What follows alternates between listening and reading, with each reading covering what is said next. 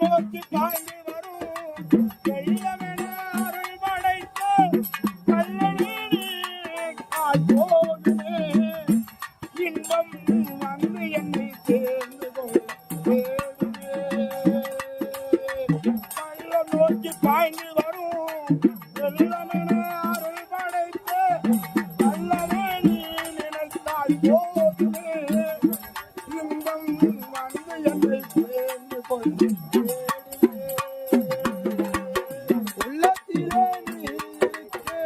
உன்னை நம்பி நான் இருக்க பள்ளிமலையான் மகனே வேலையா எந்தன் வாழ்வு வளம் காண கடை கண் பாறையா கடை கண் பாறையா